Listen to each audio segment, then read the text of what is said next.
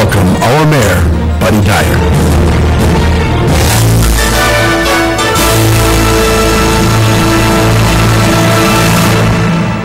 Good afternoon, I'm Mayor Buddy Dyer, and I'd like to welcome you to the February 24th, 2014 regularly scheduled meeting of the Orlando City Council.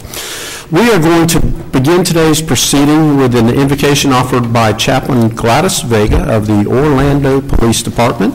Chaplain Vega has served as a volunteer chaplain for OPD for the past 2.5 years and as a pastor for, I'm going to say it in English. I have it in Spanish here, but I'm going to go ahead with my English unless, actually, I'm going to have Commissioner Ortiz. I'm going to try that one. What is it? Iglesia de Dios Pentecostal. Yeah. Oh, God. Awesome. Such a show. For those of you like me, that would be my Pentecostal Church of God. For 13 years. The church is located at 3325 South Goldenrod Road and has been in our community for 23 years. The church participates in services at the Rio Pinar Health Care Center on Saturday mornings and also provides Bible study and church services to men and women incarcerated at the 33rd Street facility weekly. After the invocation, we'll be led in the Pledge of Allegiance. Commissioner Ings, are you on the phone?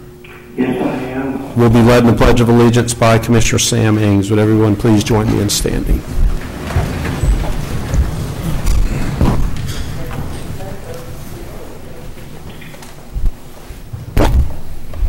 We bow our heads.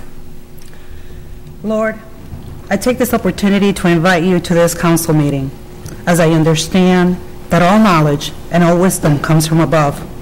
I pray that your covenant, your favor, and your enlightenment reflect in every decision that is made here today. Lord, I pray for your protection for each council member and their families as they go on their daily lives doing what you have commanded them to do. Represent the city of Orlando. In your name I pray. Amen. I pledge allegiance to the flag of the United States of America and to the republic which stands one nation under God, indivisible, with liberty and justice for all. Thank you, Chaplain. Let's call the meeting to order. Madam Clerk, would you call the roll and make a determination of a quorum, please? Commissioner Gray? Here. Commissioner Ortiz? Here. Commissioner Stewart? Here. Commissioner Sheehan? Here. Commissioner Lynham? Here. Commissioner Ings? Here. Mayor Dyer? Here. Mayor, you have a quorum. Thank you, Madam Clerk. Let's see. Meeting minutes from the February 10th, 2014. Let's move agenda approval, review Mayor. And City Council. Motion by Commissioner Lynham, second by Commissioner Sheehan. All in favor of the motion indicate so by saying aye. Aye. Those opposed, motion carries. All right, we are right into awards presentations, and I'm going to start with our workplace giving campaign. So co-chair Jim Hunt will provide an intro and a summary on the program. It's also co-chaired by Deputy Chief Rod Pigman, Deputy Chief John McCormick, Michelle McCrimmon, and of course Jim Hunt, who is here with us today. Thank you, Mayor, Commissioners, and thank you for thanking the other co-chairs for me, Mayor. On behalf of the 2014 co-chairs, we'd like to thank every employee for their generous participation in this year's campaign. We'd also like to recognize the city support team, which includes Mayor Dyer, Byron Brooks, and Deborah Gerard in the CAO's office, all of the division coordinators, Michelle Brennan in the Office of Communications and Neighborhood Relations, especially Michael McCarthy's assistants with the website and email communications, and Jen Hyatt's and Rob Spindler's assistants with graphics, Sonia Robinson and all the OPD volunteers who spearheaded the open house and associated meal planning, the Amway Center and Beautiful Blue Gardens for hosting our workplace giving events, Ray Elwell and Jim Young for emceeing the open house, Martin Carmody, who provided us weekly reports of the progress of our campaign, Roberto Lopez, Angela Roman, who provided event photography, and Leanne Snipes and Mandy O'Brien for all of the support that they provided to us co-chairs. I am particularly appreciative of the work that Michelle McCrimmon and Mandy provided. They remind us daily that we're just custodians of this money and very temporary at that, that what we're trying to do is get the money from the donors to the people who really need it in this community. The great news is that we raised $437,448 for 506 different charities. And we're excited to report we achieved our goal of 40% of city employees participating. For comparison, if you look at Orange County, they have 3 times the employees and only had half our participation and only beat us by $20,000 in our workplace giving campaign.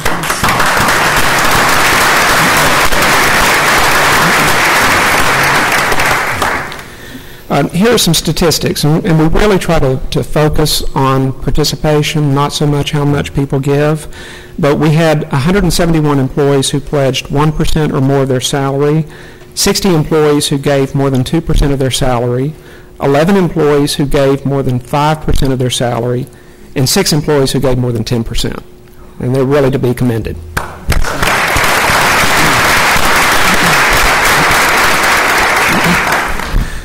One of the things that amazes me also is the creativity and the effort that goes into our fundraising campaigns. Almost $27,000 was raised through events ranging from FPR's golf and tennis tournaments to the holiday workspace decorating contest that was hosted by the Office of the Mayor, Communications and Neighborhood Relations, and the Office of the City Commissioners. There were raffles, silent auctions, bake sales, a rummage sale, and incentives for employees to wear jeans day, or to have jeans. Before we go into the numbers and details for the departments, we'd like to acknowledge the charity organizations who are able to be with us today. And so I'd like to have Mayor, if you could come forward to present the checks. Dennis Burns with Heart of Florida United Way, Lauren Zeminski with America's Charities, Nancy Squilla-Ciotti with Community Health Charities, and Carolyn Turner with United Arts.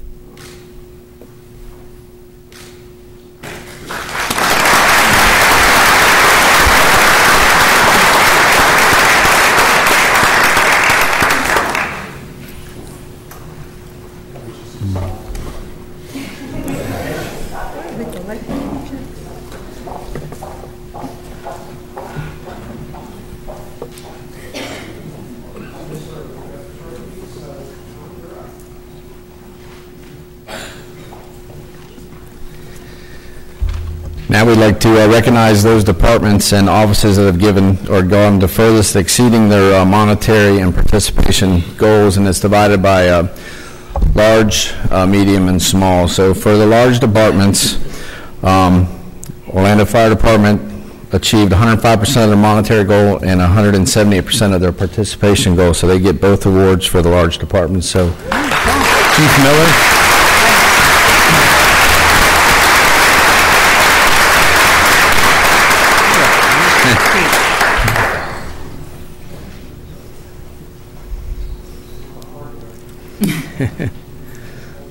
Those things are heavy.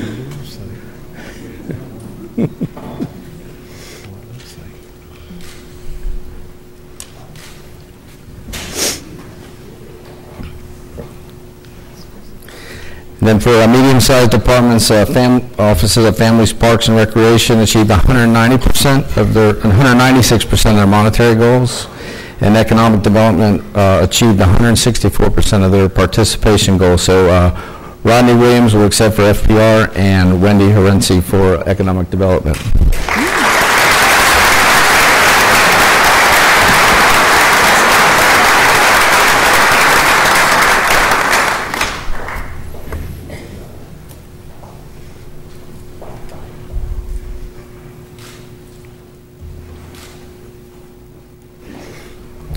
then for small departments, the venues are recognized for both of them. They've got 206% of their monetary goal and 137% of their participation goal. So Alan Johnson.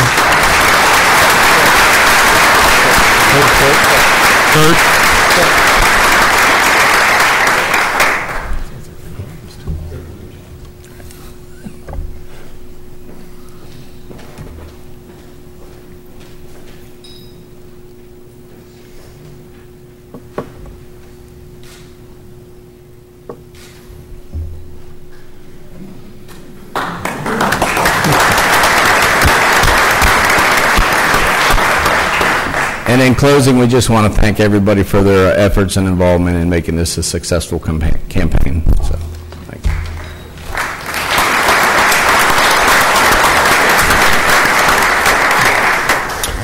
you. Okay, I'm going to call on Judy Bias from Keep Orlando Beautiful to recognize the 2013 Keep Orlando Beautiful Beautification Awards. Jody? Jody. Thank you, Mayor. Good afternoon, Commissioners. As you all know, we like to give out beautification awards each year, one for each district. And what we do is our advisory board votes on those every year in November. And we give it to a property for improving, beautifying, or just keeping their property litter-free and nicely landscaped. We accept the nominations throughout the year, and again, we select the winners in November. All of today's 2013 Beautification Award recipients have exceeded these standards by far. We have some really great ones this year.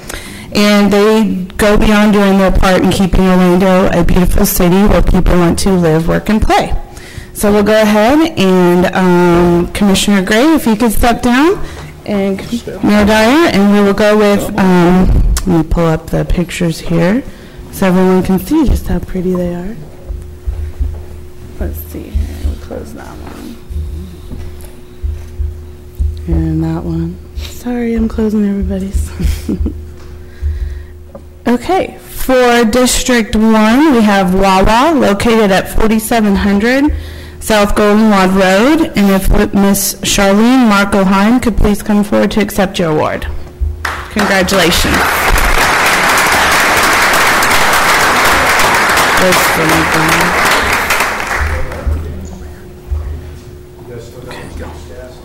That's going to be up there, right?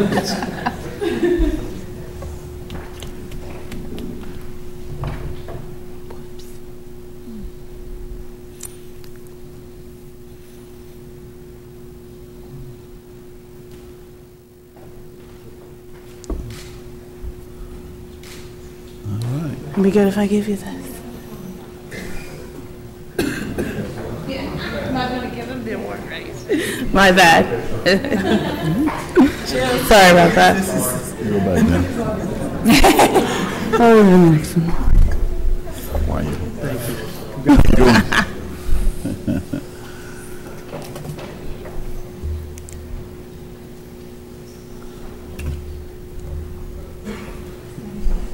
One camera. Sorry about that.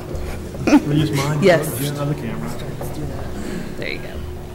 All right, Commissioner Ortiz, if you could please step down. And for District 2, we have Universal Insurance Agency, located at 1548 South Cimarron Boulevard. And will Miss Diana Guerin please come forward to accept your award?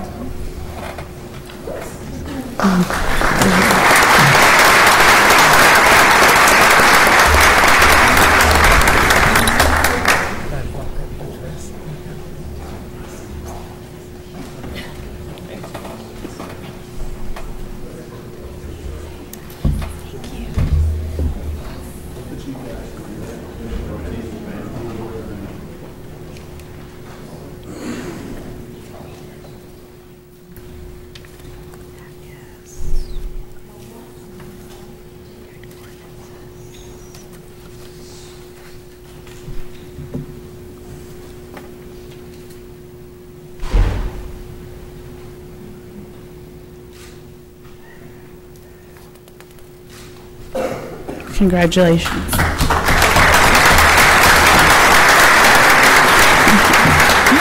Hey, Commissioner Stewart, if you could please join us. The winning location for District 3 is Santiago's Bodega. It's located at 802 Virginia Drive. And will Mr. Brett Counts please come forward to accept the award?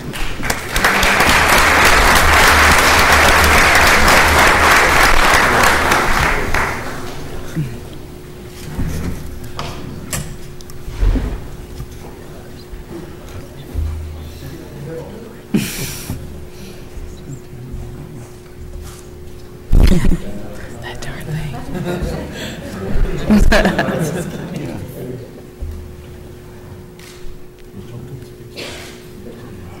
Congratulations. Congratulations. All right, Commissioner Sheehan, will you please join us? The winning location for District 4 is Floyd's 99 Barber Shop, located at 842 North Mills Avenue. And will Miss Julie Picard please join us for your award?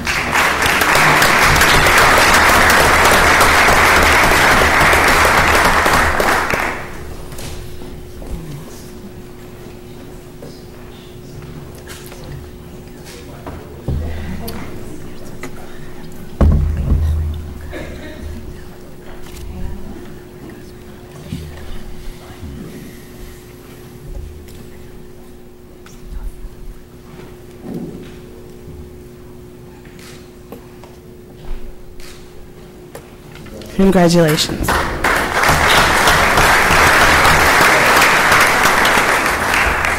Okay, for District 5, Commissioner Wyman, will you please join us? And we have 924 West Holdings, LLC as the winner, located at 924 West Colonial. And will Jason Segal please join us to accept your award?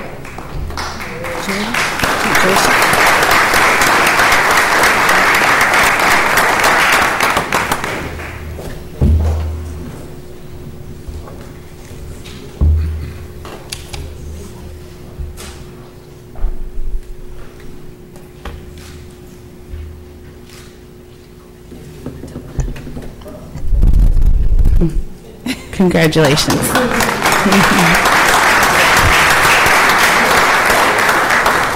All right, last but not least, we have District 6. The winner for District 6 is the McDonald's located at 3800 LB McLeod Road. And will Miss Kathy Gilchrist please come forward to accept your award?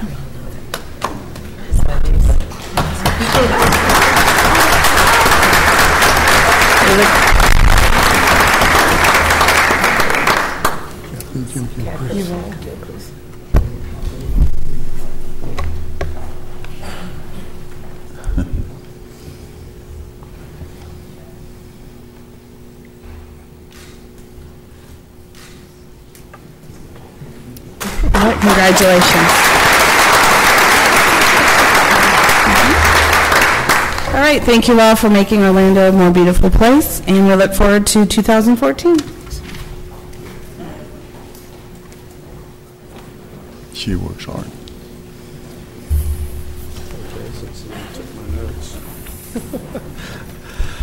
Commissioner Ings, we're going to Photoshop you into the last one.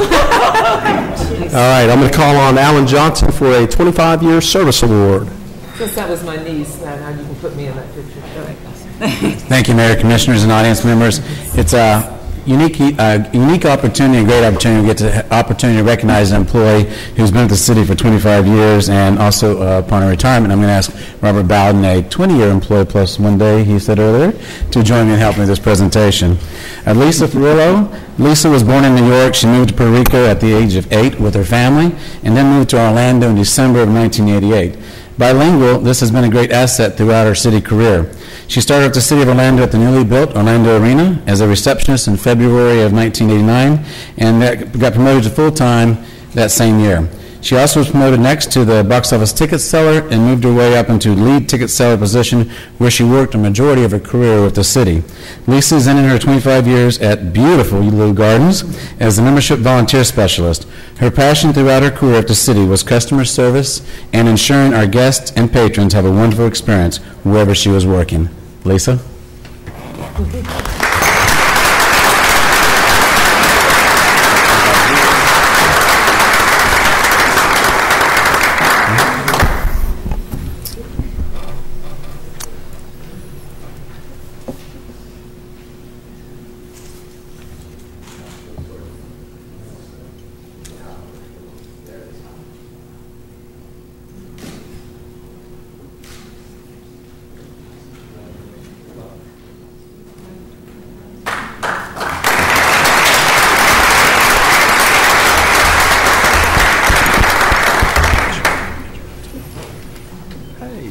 disappeared. Okay, and now one of my favorite things of the year are the Dennis McNamara Employee of the Year Awards, and I'm going to call on Anna Palenzuela, our Human Resources Division Manager, to explain the awards, introduce the members of the McNamara family that are here with us today, and then give introductory comments to each of our 4 award winners. Anna? Thank you, Mayor Dyer. Commissioners, it is my pleasure, my favorite thing to do, to introduce the 2013 Dennis McNamara Employee of the Year Awards. But before doing so, I would like to take a moment to recognize the McNamara family, which has been supporting this award for the past 28 years. I think it's a record. Meg McNamara McGee and Mary Ann Vigerel are here present. If you could stand, we would like to recognize you. Thank you so much for your generosity. And I'd like to say that not only supporting the award, but they really take a personal interest in getting to know our winners. They attend the luncheon, which takes place before today's presentation, so they get to really know the 4 winners. And it's a pleasure that you take the time to do that. This year we received over 18 nominations, but only 4 can be selected.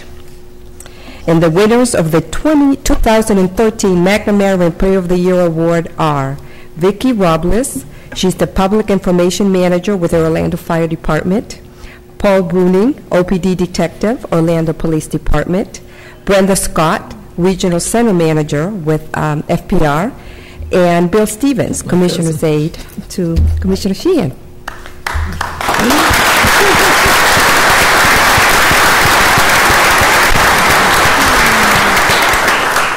The department directors will now present the winners. We'll start with Fire Chief John Miller, followed by Police Chief John Mina, Ronnie Williams, Recreation Divisions Manager, and Commissioner Sheehan. John? Thank you, Anna. Afternoon, Mayor, Commissioners. Thank you for the opportunity to present to you the first of the 4 McNamara Employee of the Year Awards, and it's somebody from the fire department. I think it's somebody that's you all will recognize and very familiar to you. She's the face of all OFD's public events, having touched nearly every neighborhood and every community in Orlando many times over. Vicki Robles has proudly served the city and the Orlando Fire Department for more than 30 years, beginning on July 10th, 1983, as a 911 emergency dispatcher. After about 15 years in this role, it was very evident that she was a people person and had great skills. So she was transitioned into public education, public relations, public information, you name it, hat at the fire department, of which she has held for more than 15 years. During her career with the fire department, Vicki has loyally served 8 different fire chiefs, which, as you know, can be a challenge. As a result, obviously, as a result of the difficult economic times, some of the cuts that were necessary was in Vicki's shop. And Vicki is basically a one-man show. She wears all the hats and pretty much does it all. And she's done a fantastic job. She's an excellent employee and is beloved by all of her OFD family. Just a sampling of some of the things that Vicki has done over the years. She obviously works with you all, commissioners, the mayor's office, the Office of Communications, all the departments throughout the city. She's in charge of our fire media. She's the one that does our productions and keeps all of it going. As I mentioned, she's worked with all the neighborhood associations for their public safety needs over the years. The fire prevention side of things, she was our first OFD clown for the fire prevention department back in the day. She's not a clown anymore, just back in the day. She's been spearheading the smoke detector alarm and blitz program for those neighborhoods that are high risk. The CERT, the Community Emergency Response Teams that each one of your commission district has, she's in charge of. Fire extinguisher demos, the new CPR hands-only initiative that's going on right now, she's in charge of. The Mayor's Academy, the fire department's portion, Citizens Fire Academy, the OFD Explorers. She's also the coordinator for the Orlando Fire Department Explorers, which helps youth between the age of 14 and 21 to have an experience of what it would be like to be an Orlando firefighter or a firefighter. She also coordinates the Pipes and Drums and the Honor Guard, which you know participate in many events throughout the year. And she has done literally hundreds, if not thousands, of fire station tours and touched hundreds, if not thousands, of community members as well. But most notably, the mayor probably would recognize that fiscally, Vicki has been the key to our grant program at the fire department. She not only writes the grants, but she manages the grants. And in the last few years, you know, we've gotten nearly $14 million in safer grants from FEMA, and it's in part due to Vicki and, of course, her maintaining the records and making sure we stay in good shape. All in all, Vicki has been an outstanding employee, not just in 2013, but in all of her 30-plus years that she's been with the Orlando Fire Department in the city of Orlando. I can tell you when Vicki finally retires from the fire department, we're going to need to hire 5 people in order to fill all those roles. So Vicki, if you'll come forward. Vicki, I present to you Vicki Robles of the Orlando Fire Department.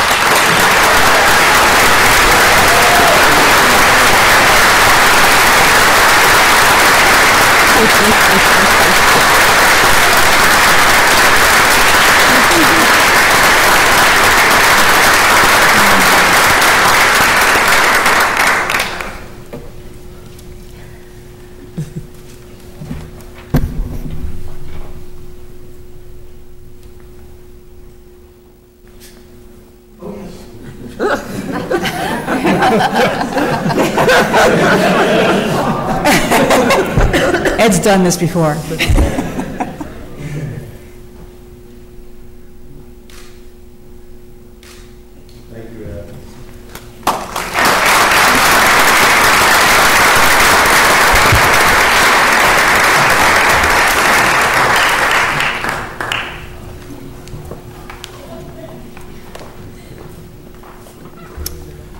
Good afternoon, Mayor. Good afternoon, Commissioners. And I am proud to announce Detective Paul Bruning from the Orlando Police Department as one of the McNamara Employee of the Year award winners. Detective Bruning has been a member of the Orlando Police Department for over 19 years. He serves in our Fugitive Investigative Unit, which sole mission is to go out and arrest people who are wanted for felonies and misdemeanors. And this is a very dangerous job because most of the people already know they're being looked at and wanted by law enforcement. Paul comes to work every day and he is relentless in his mission to apprehend criminals. Paul is looked to by other officers who can't find criminals. They go to Paul when they can't find someone. And Paul he has the keen ability to use a ploy or a ruse and trick criminals into meeting him, thereby making a safe arrest. Paul has been the lead detective in over 127 felony arrests that he located and captured. In addition to that, he has assisted in the arrest of over 500 felons this past year. I'm going to highlight just a few of his arrests. Paul is responsible for locating and capturing 11 suspects for murder wanted by different jurisdictions throughout the year. 11 suspects for murder. He's also responsible for locating and capturing a suspect wanted for 10 counts of sexual activity against a minor. He is responsible for the location and capture of 2 convicted felons who were mistakenly released from prison. He has assisted in the arrest of numerous armed robbery suspects, domestic violence suspects, and suspects wanted for aggravated stalking. But it's more about arresting bad guys for Paul Bruning. He is an example of what a man should be. Over 17 years ago, Paul took the time to befriend and mentor a young boy who grew up on Mercy Drive. And the boy grew up in a very challenging situation, to say the least. His father was in prison. Paul took the time, his own time, for 17 years to mentor this young boy all throughout his life. It took him on his own time to go get pizza, took him to Walt Disney World, and just basically spent time and was a father figure to this boy. And the boy, now a man, recalls how Paul would teach him life lessons and teach him right from wrong and really teach him about making the right choices. This young man now is a senior in college at the Southern Utah University, and he's going to graduate this year with a degree in exercise science. and it's all because of Paul. So because of his efforts in the community, keeping our community safe, his mentorship of our youth in our community, Paul Breen is awarded our McNamara of the Year Award. Come on up, Paul.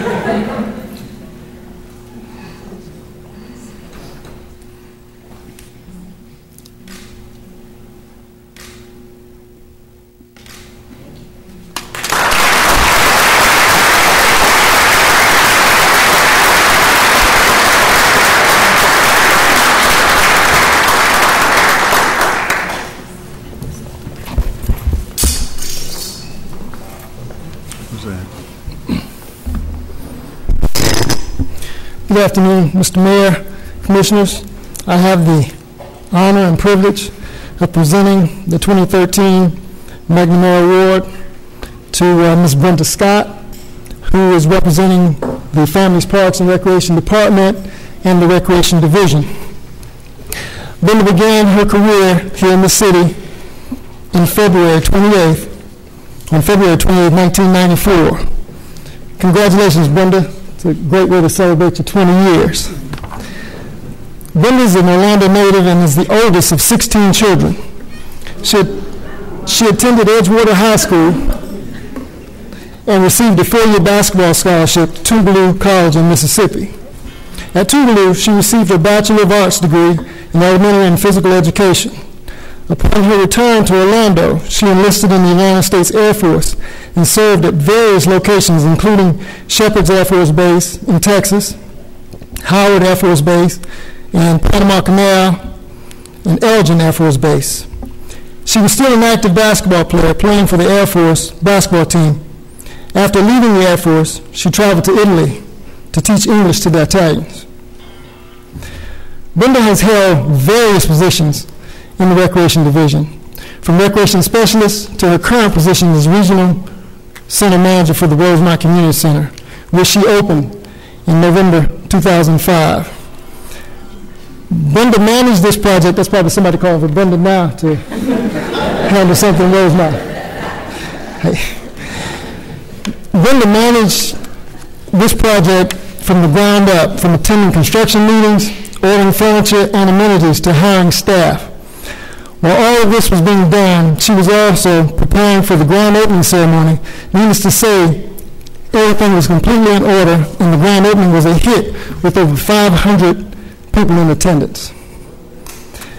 This type of performance is due to her attention to detail, the ability to multitask, her exemplary leadership, and the will to complete assignments with a high degree of efficiency and effectiveness. From the moment the center opened, she has done a terrific job of marketing the facility, from the programs and the activities to the upkeep of the building. You can walk in her building and eat off her floor. The center has brought new life to the community. The attendance and enrollment continues to increase every year. In 2012, the annual attendance was 124,874, and in 2013, the attendance was 137,165. Rosemont exceeds its project revenue budget by 15% each year. The core programs offered at the center reach their capacity every session. Brenda believes it's important to treat others as you want to be treated, and it shows in her staff, youth, teens, and patrons, because they keep coming back. Many of them are here today, to the place that they call home, the Rosemont Community Center. Rosemont is an often impacted by criminal activity. However, this does not deter her desire or ability to help others through her management of the center with love, respect, compassion, and discipline. This combination has enabled her to decrease the crime in the community and offer other alternatives to brighten the future of our youth.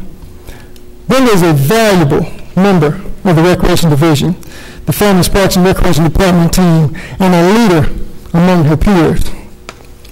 Whether it's mentoring the youth and teens or assisting families with day-to-day struggles, she continuously goes above and beyond her job description and fully takes her responsibility to another level. The Orlando Metropolitan Christian Center recognized Brenda for her exemplary efforts supporting the community center on October 30th, 2011, which Commissioner Robert Stewart was there in attendance. Brenda has been an influential in the progress and development of several community center managers. As a group leader, she assists the district managers with day-to-day operations and has served as a coach to fellow managers. Her experience, diligence, and thoroughness are used as guides for others to follow. Brenda was asked to join a panel of summer camp planners with her expertise in field trips to conduct training for the Florida Recreation and Parks Association in 2011. As a result of her responsiveness, knowledge, leadership, and professionalism, Brenda is often called by the division manager and department director to take on assignments that exceed her role as regional center manager. For example, Brenda was asked to accompany the Dueling Dragons, our Dragon Boat team, to Toronto, Canada this year. She also was asked to accompany the Paramore Kids Zone teams to Washington, D.C. to participate in the inauguration of President Obama. Please, everybody, if you would help me congratulate Brenda Scott, our 2013 McNamara Award winner.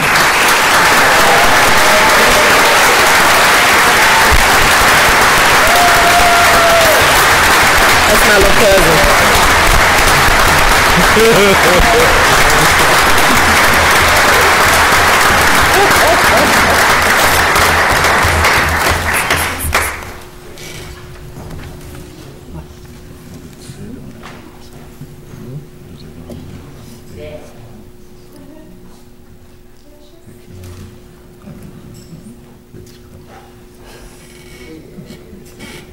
Go, Brenda.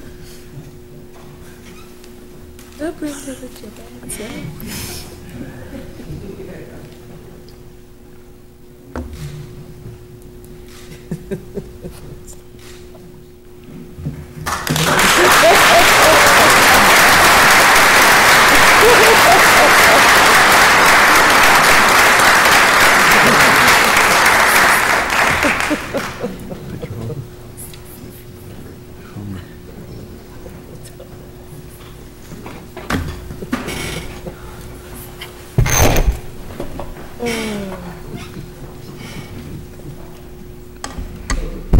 Ladies and gentlemen, it is my pleasure to introduce the Dennis McNamara Employee of the Year 2013 from the Office of Commissioner Patty Sheehan. It sounds weird to say that in the third person. William Lee Bill Stevens, Jr.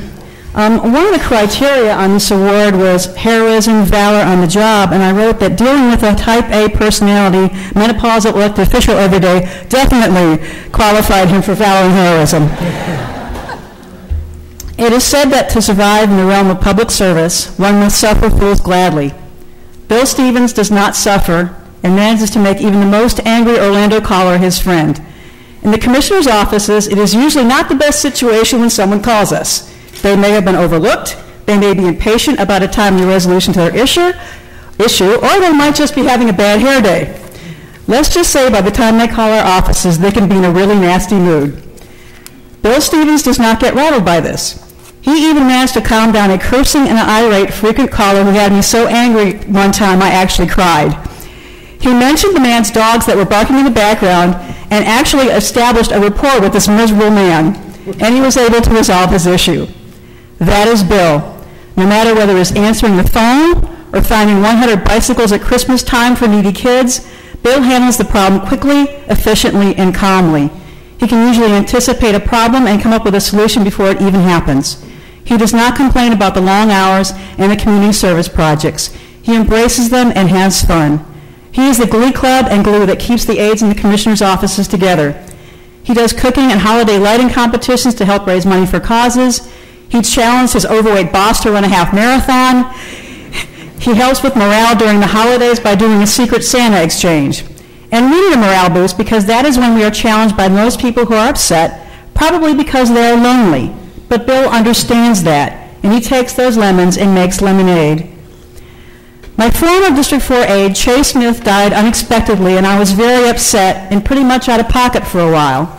All Bill heard about was Chase, and a lesser man would have been jealous. But Bill helped me deal with the family and the arrangements and was a gentleman throughout. That is just his character. He knew I needed help, and he did so happily. They say in politics, if you need a friend, get a dog. And while I have fine dogs, and I mean no respect, I am so blessed to have Bill. And as a dog lover, I am sure he would not mind the comparison. Ladies and gentlemen, please let me present to you Bill Stevens, accompanied by his life partner, Bob Brinks.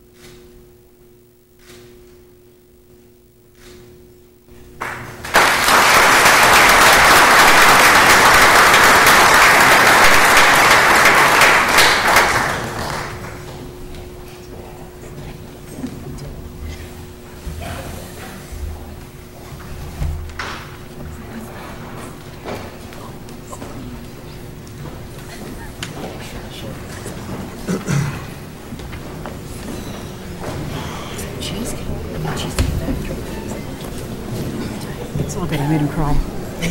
That's nice. I always love this. I want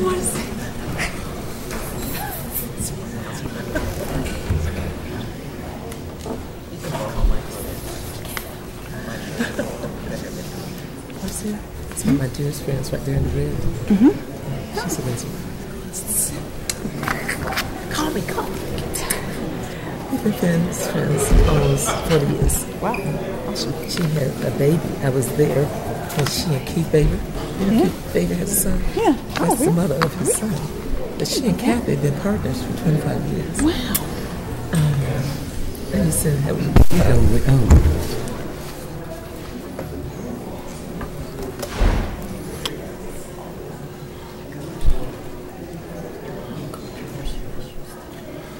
Mr. Ings, you still there? Yes, I am there. I just wanted to let you know that 3/4 of the people that were in attendance just left, so they weren't waiting for your commissioner's update. That's probably why the Man. Or apparently the mayor's update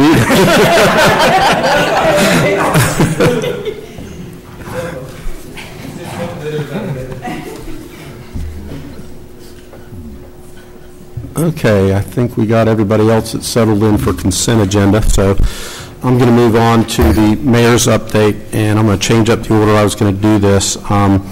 This council's top priority for the last 11 years has been public safety, and I've been honored to work with Police Chief Paul Rooney over the last 3 years as he served the residents and visitors and business here in Orlando. And on Wednesday, February the 12th, after almost 28 years of service, Chief Rooney announced his retirement.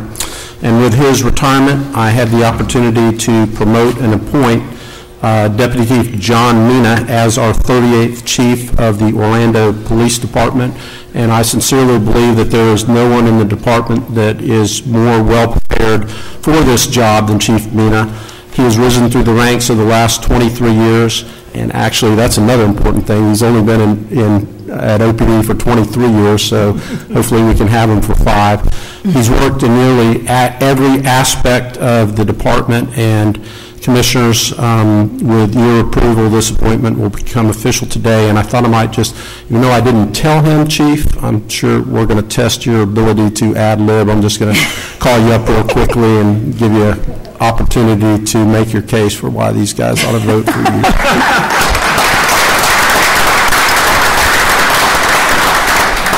Thank you, Mayor. Thank you, Commissioners, in advance. I'm very humbled and honored to be appointed as your 38th Police Chief. Like I said at the press conference, we are going to continue our fight against crime, reduction of crime, getting crime guns off the street, but we're also going to attack those people who are breaking into your homes. And I know it's on everyone's mind. So we are going to fight hard for you. So I really appreciate it. Thank you. Thank you, Chief.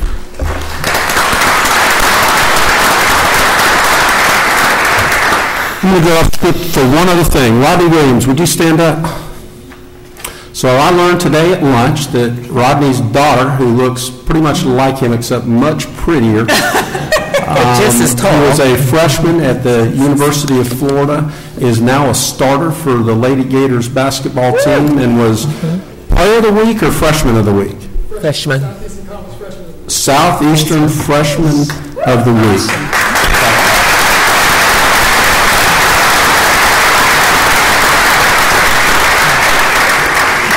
So last Monday, U.S. Department of Health and Human Services Secretary Kathleen Sebelius traveled to Orlando, and together with a number of the members of our City Council, we announced the availability of Licensed Affordable Care Act negotiators in 6 of our City of Orlando community centers between now and when open enrollment closes on March the 31st. So residents that have questions or need help in enrolling in the Affordable Care Act coverage plans can get one-on-one help from licensed navigators at the following community centers on Tuesdays between 8 a.m. and 2 p.m. and 6 p.m. and 9 p.m.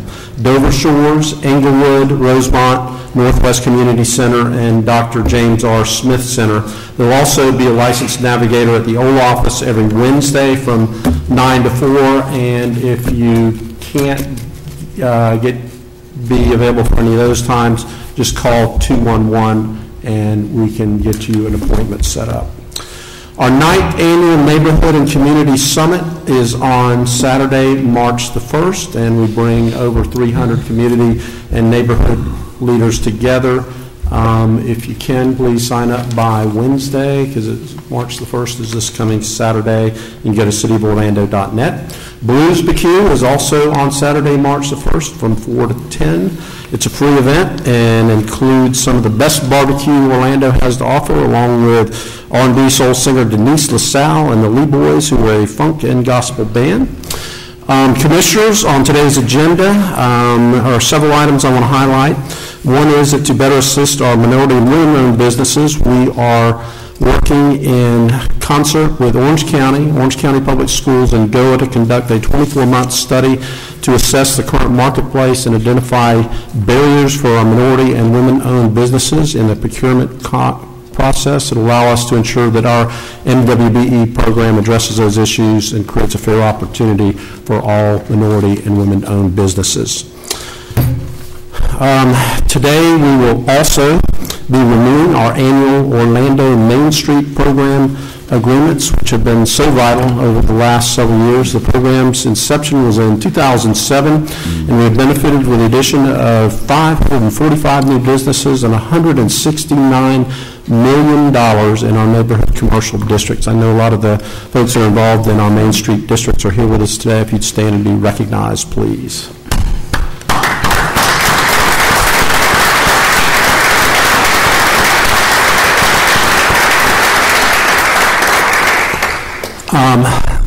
On today's agenda is a housing project that will provide affordable owner-occupied housing and further stabilize the Paramore neighborhood in Commissioner Lynham's district. And the project is called Heroes Commons, and it's a partnership between the City of Orlando and the Florida Real Estate Foundation, and we will jointly redevelop 6 lots that are currently vacant into single-family housing for income-qualified veterans, disabled veterans, local law enforcement officers, and other public safety personnel. The homes will be attractive and functional. They'll be designed by members of the Orlando chapter of the American Institute of Architects, built by members of the Metro Orlando Home Builders Association.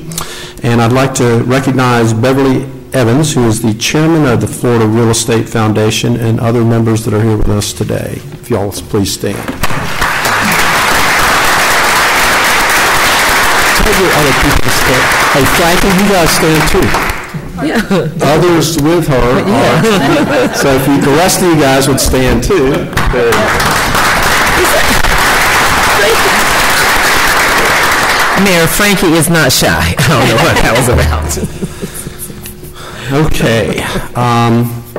On today's agenda are 2 use agreements for our venues, one with Florida Citrus Sports for the reconstructed Citrus Bowl, and the other with Orlando City Soccer for the use of the new soccer stadium. And I know each of the commissioners has had an opportunity for a briefing on these items. The use agreement with Orlando City Soccer is consistent with the MOU that was approved by council on October the 7th. And a couple of the important deal points is that the development of the stadium will be handled by the team or its appropriate entity, and they will be taking on any risk associated with cost overruns during the construction. But just as importantly, as part of the use agreement, they will make an annual payment to the city to ensure that we at least break even on the stadium's operating cost, and includes a non-location agreement. So that takes all of the risk out of both the construction and the operation for the city. On the Florida Citrus Sports agreement, it is constructed quite a bit differently than in previous years and is done in a manner that provides more predictable revenue for the Citrus Bowl and for our venues. And I'd like to recognize from Florida Citrus Sports, Steve Hogan, Kathy Weed, and Bill Diamond, and from Orlando City Soccer, Brett Lashbrook and Forrest Eber. You guys stand.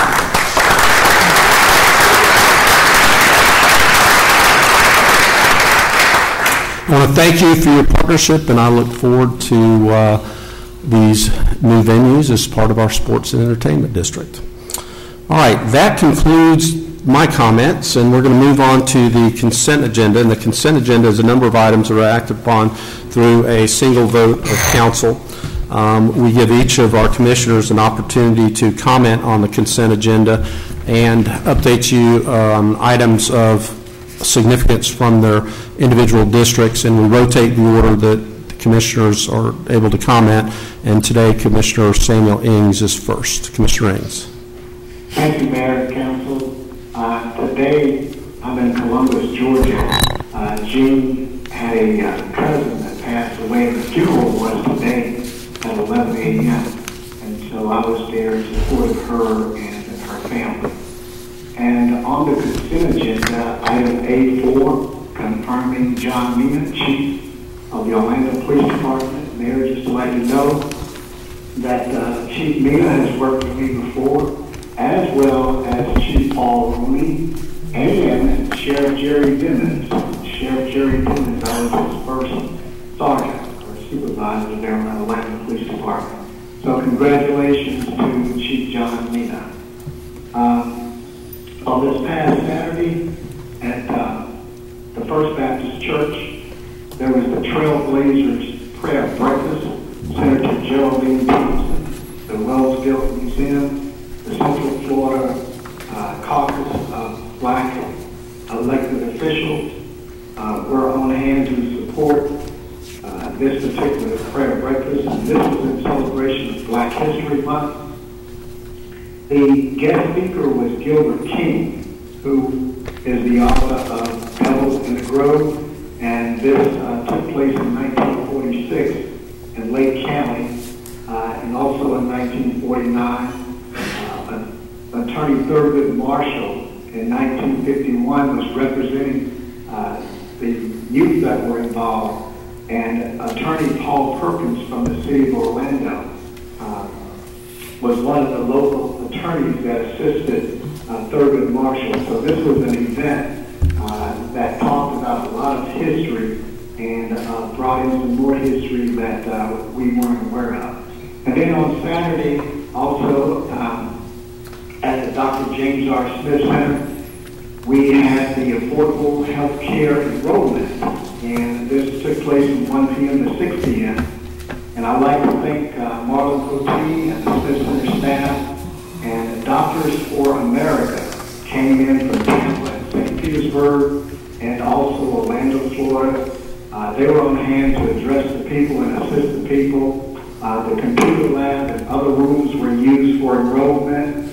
And also thanks to Representative Bruce Anton, Mary Beth Healy of Planned Parenthood, Doctors for America, and Stephanie Owens from Secretary Sevilla's office in the regional area here in Orlando, Central Florida. She is in Tampa, and she was on hand to assist us. And that's all I have, Mayor. Thank you. Thank you, Commissioner. We'll move to District 1, Commissioner Gray. Thank you, Mayor. All the activities in District 1 are on our city website, both past as well as future, so I'll refer you to that. A special note, first week of next month, we are going to do some community meetings, 3 nights, Tuesday, Wednesday, Thursday. I'll make a brief presentation, but certainly open it up for any residents to ask any questions they have about issues in District 1. The only other comment I would make is I'd like to congratulate Chief. Welcome, well done, and I look forward to working with you. That's all I have, Mayor. Thank you. All right, on to District 2, Commissioner Ortiz. I'm going to beat that time. I'm going to make it shorter. Chief John Mina, congratulations. I'm very proud to have a former partner being a chief of police now. And congratulate to a summer business partnership and the renewal of their Market Street program. That's it. Thank you, sir. Thank you, Commissioner Ortiz. Commissioner Stewart, District 3. Commissioner, thank you for yielding your time to me, and I'll take the next 30 minutes talking a little bit about a couple of things I want to share. First, Chief Mina, congratulations. It's been an honor to work with you and look forward to continuing to do that. I want to congratulate the city employees. $437,000 to help those in our community is just well worth it, and I'm so thrilled about that. Also want to mention the beautification awards and the congratulations to Brett Counts. I think he had a duck out earlier from Santiago's Bodega. Apparently is mine, the mayor's new favorite spot in College Park, or in the Main Street. Sorry, where's... I know, and Main Street, I know. I get 2 for 1. And of course, McNamara, the award winners, Brenda Scott and Vicki and Bill and Paul. Every year, it's just an honor to recognize those great employees that we have, and it's just really neat to do that. Let me catch a couple of things coming up. Opening night of the Central Florida Fair is this Thursday evening, and we will go through March 9th. So you guys look for your details on centralfloridafair.com. In addition to that, the Guns N' Hoses game is coming up. It is March 1st over the Central Florida Enforcers and Orlando Firefighters Hockey. And so I had a chance to be there for that. And once you come to the game, then step out to the Blues BQ. So get them both at the same time. March 9th is the Sunday in the Park over in College Park, put on by the College Park Neighborhood Association. Get a chance to come over there and enjoy that. And of course, the Lou Gardens plant sale. I think Robert Bowden is someplace around here. If he's not, he's already left.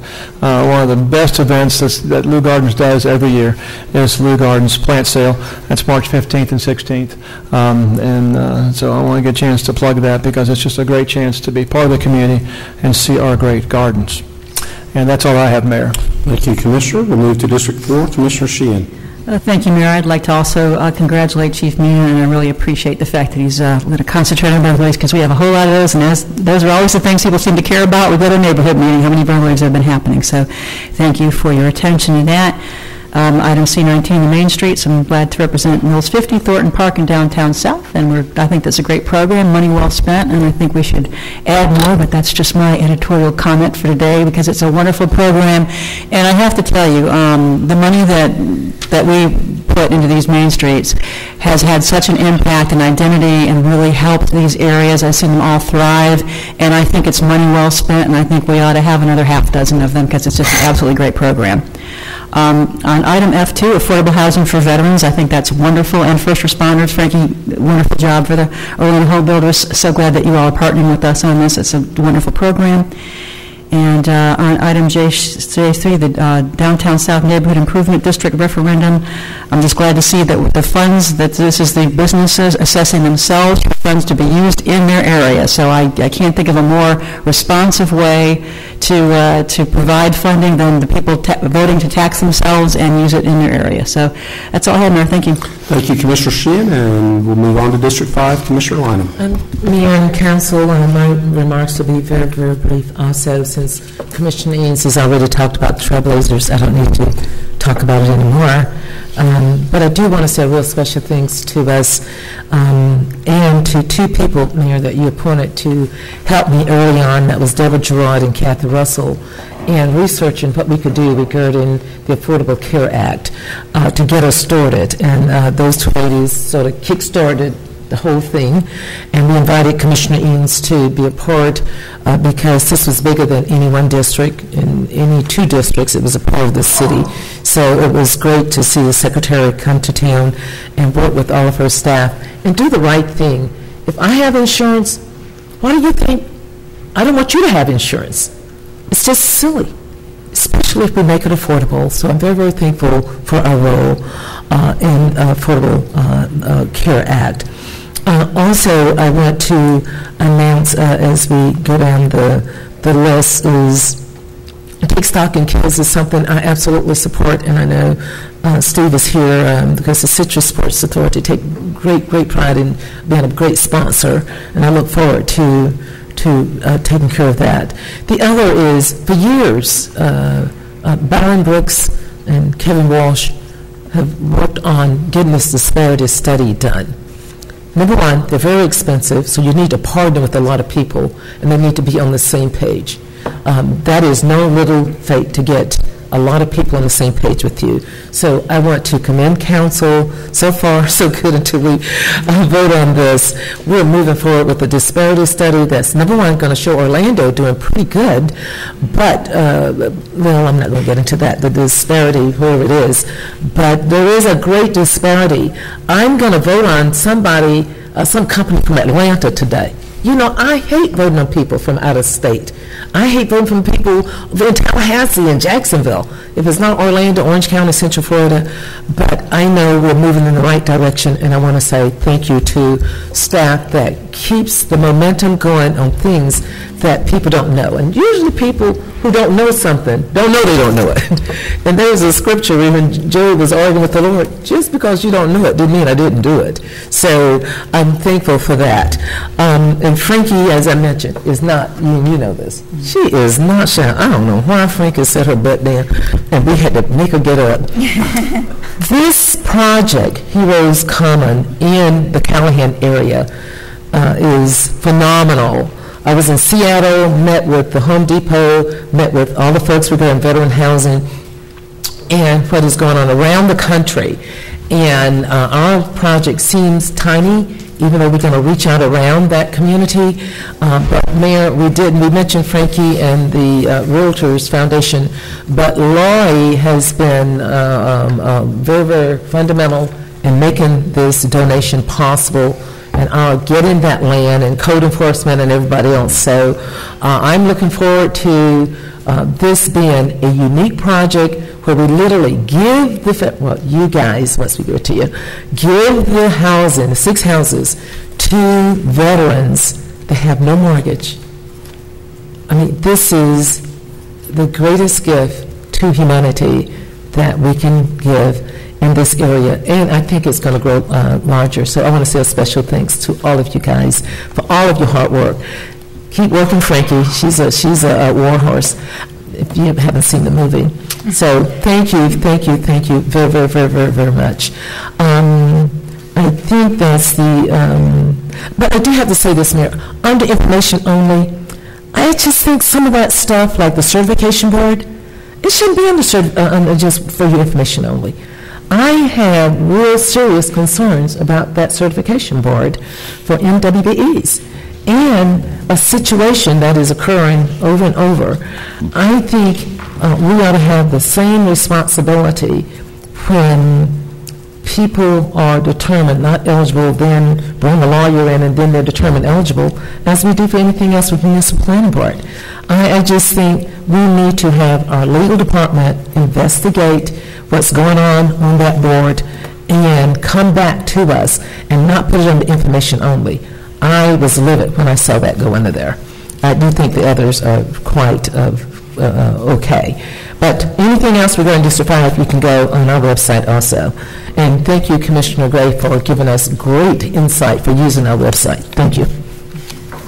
Thank you, Commissioner Lineham. Is there a motion to approve? Motion to approve. Motion by Commissioner Ortiz. I'll take that as a second. Yes, sir. Commissioner Lineham. Yeah. All in favor of the motion indicate so by saying aye. Aye. Those opposed, motion carries. One last order of business that Alana forgot, or thought I forgot about. It is our city clerk's birthday. Yes. And I thought it might be appropriate if we wished her well on her 42nd birthday and sang to her. So happy birthday to you.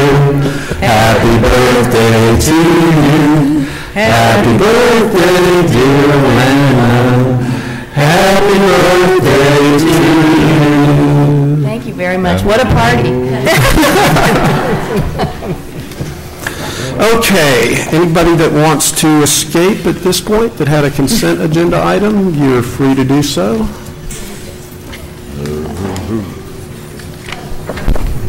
That'll clear out the rest of the audience. And while they are retiring to the rotunda, I will recess the city council meeting without objection and call the CRA meeting to order and ask Thomas to join us at the podium.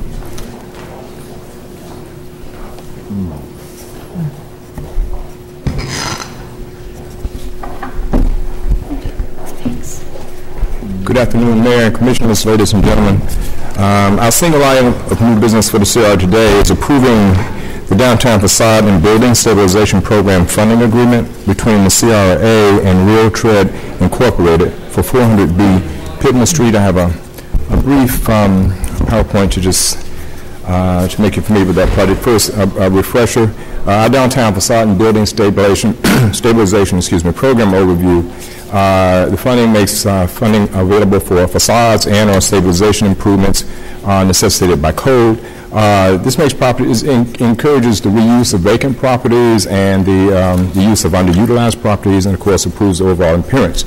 For most areas throughout the CRA, the residential buildings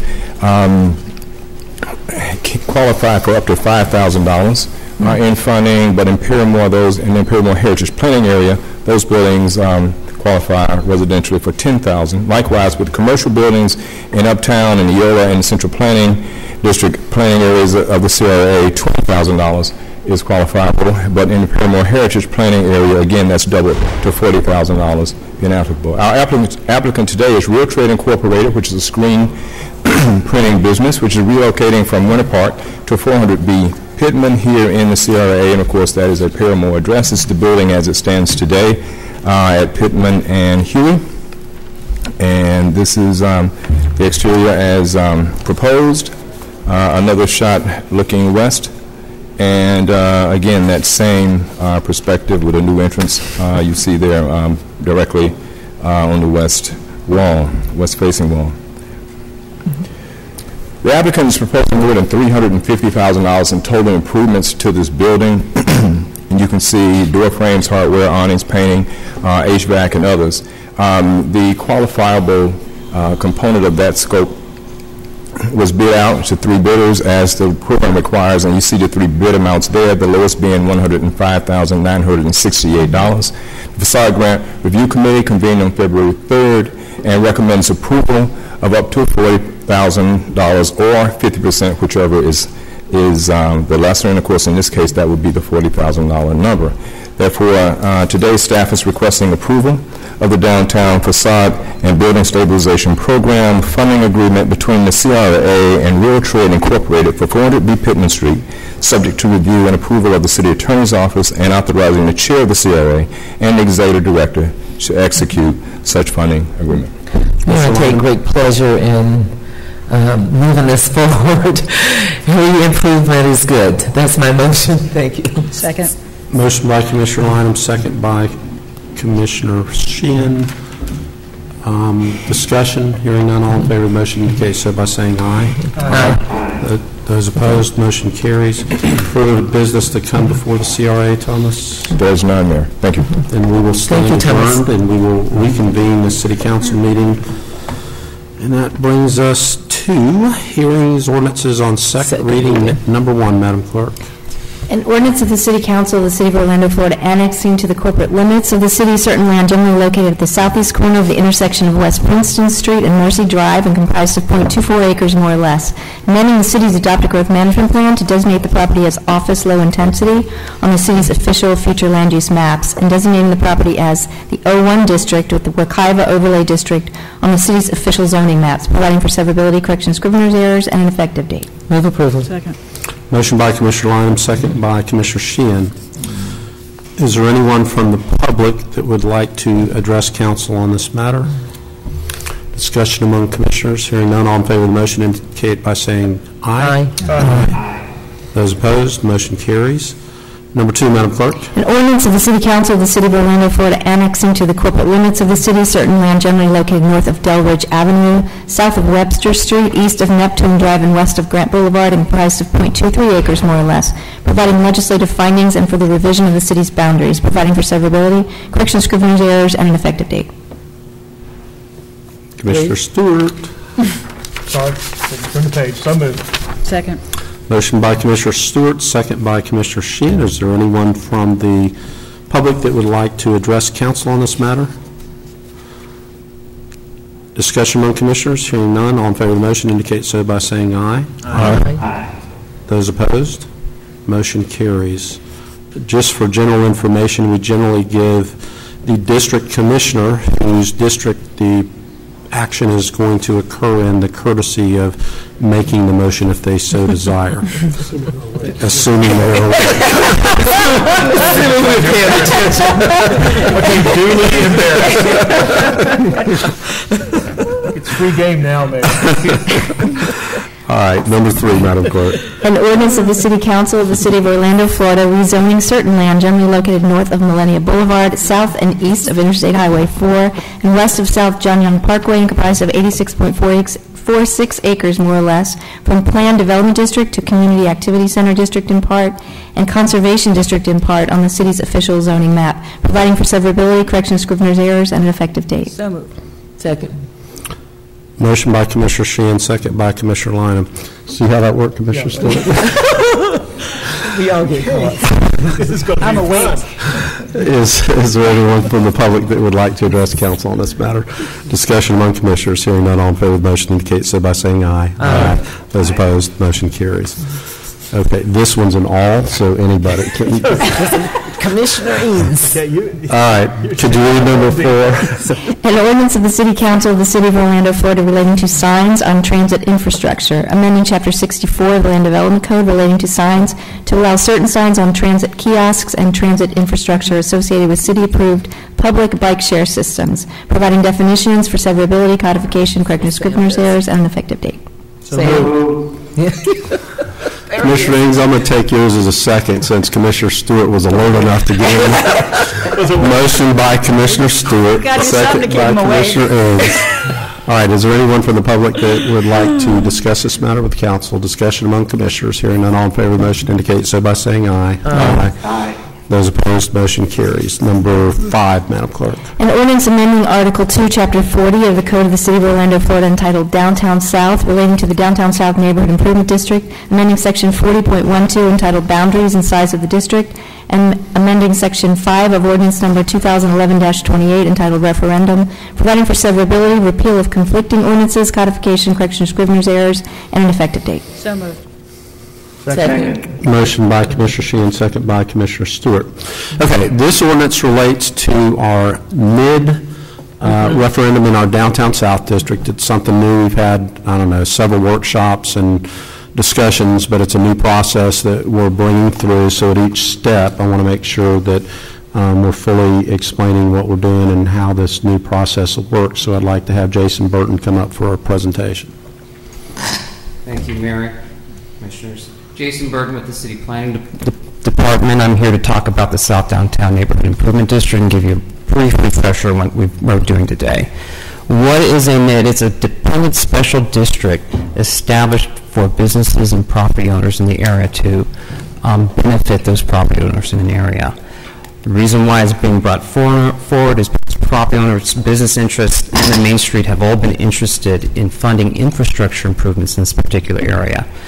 A NID can plan for, construct, operate, and maintain physical improvements in a particular area.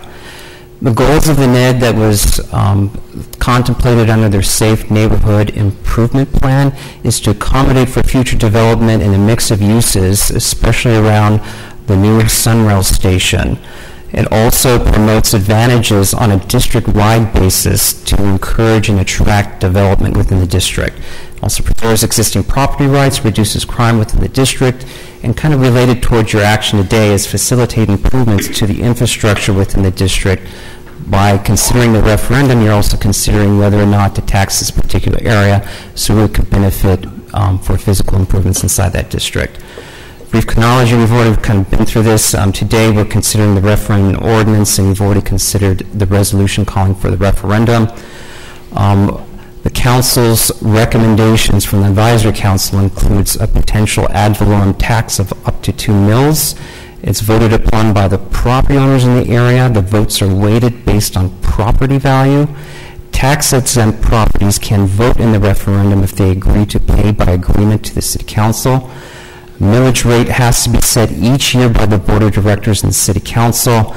And just for example, an idea of what a millage could be in this particular area, at 2 mills, approximately $650,000 per year. At 1 mill, it would be $325,000 per year. It can be leveraged as a local contribution towards any particular improvement project. There's a 15-year sunset that's being proposed as part of this, after which time it should be reauthorized or could be reauthorized via a new referendum. The council or advisory council did not suggest going forward with a special assessment of up to $500 per year per parcel because it's voted on by the registered voters in the area, and it's sort of disproportionate depending on whether you have a single-family house or a large property in the district. It's the same for everybody, and that was seen as being inherently unfair. There are also proposed boundary changes in this particular ordinance today that deletes the appendages, and I'll go over that, east of Osceola Street and south of Pine Lock, as well as north of Gore Street. The eastern and southern appendages seem to be a little bit extraneous, and we're near where the Safe Neighborhood Improvement Plan was contemplating improvements, whereas north of Gore Street is already taxed under the Downtown Development Board Business Improvement District, which is a similar type of a taxing district that currently today charges 1 mill for their services. So here you have the revised NID boundaries. The future timeline is, of course, today, February 24th. We're considering the referendum ordinance and the resolution to call for the referendum. The clerk compiles a list of property owners, informs the property owners of the referendum by sending out a notice on March 26th. They have a certain amount of time, about a month, until April 20th to make corrections to the property owners list. And then from May 5th to May 20th, 2014, there is a mail-in referendum. And then the clerk certifies the results of the referendum. In the meantime, there are also downtown south NID advisory council dates where they may be considering what the millage should be for on an annual basis to bring that back and forward to council. Some of the outcomes of the NID is, of course, tax revenues generated by the NID stay in the particular district. The revenues could fund potential improvements determined by the advisory council, and of course you as the board of directors. And it can include things like intersection improvements, road connections, streetscape improvements, the limo extension, marketing, partnerships to increase water, sewer, and stormwater capacity, and development standards within the district. There is a Safe Neighborhood Improvement Plan that kind of details this in painful detail that happened through the public process approximately from July 2012 to March of 2013. Some of the other things that's happening in this particular district is that with the infrastructure improvements come increased development rights throughout the district if there is a financing mechanism put into place that allows for these infrastructure improvements. Up to 40 dwelling units per acre throughout the district on industrial properties, and up to 2.0 FAR and 100 dwelling units to the acre at the Cayley and Division node, and then surrounding the Sunrail station, about within a quarter-mile walk, there's a 1.6 FAR and 100 dwelling units to the acre bonus that happened in that area, and concentrated around the Sunrail station, a 3.0 FAR and 100 dwelling units to the acre that can be contemplated as well. And just to give you an idea of what that looks like, there's a node down by Cayley and Division, and of course the Sunrail station is approximately right here in that area. Some other outcomes during the neighborhood improvement planning process from July to March of last year. Many property and business owners asked that specific projects not be prioritized in the plan, but they are detailed as to which ones would qualify for the NID to participate in. The reasons why is because each of these improvements typically require future partnerships to execute, as they add valorem taxes leverage through public and private partnerships. And to give you some ideas of what that means, the downtown east-west limo line uses $2 million of local funds combined with $8 million worth of state and federal funds, and the Downtown Development Board Business Improvement District partially funds that annual operation of that particular line. FDOT also is conducting a study on South Orange Avenue. Currently, they're funding it themselves, that preliminary plan study for streetscape, traffic, and intersection improvements, but going into design and construction would require local matching funds. That could be a potential thing that the NID could partner on. Also within the district, there's lots of development happening as well. There could be coordinated and phased improvements for water and stormwater systems in the area as new development is phased in that district.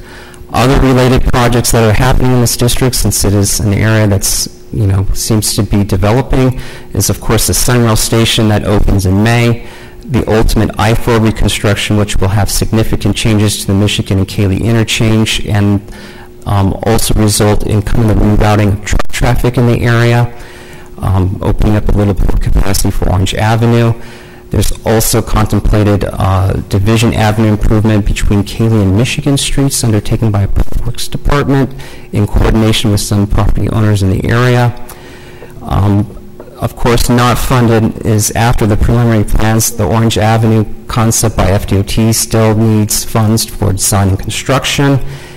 There is a locally preferred alternative for the limo extension, but no funds to pay for it as of yet.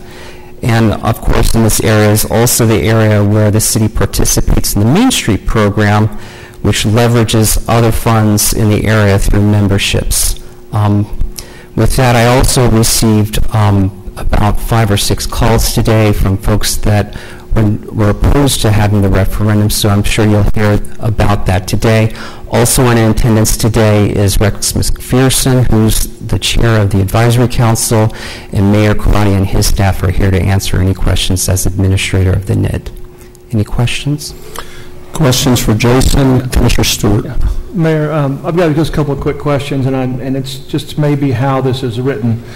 But on page 2 of the ordinance, it's item 1 says, within 4_1 and 5 days of the following date. And I've been trying to figure out for the last couple of weeks what that actually means. Is that within 4 days, or within 5 days, or within 45 days, or within 15 days?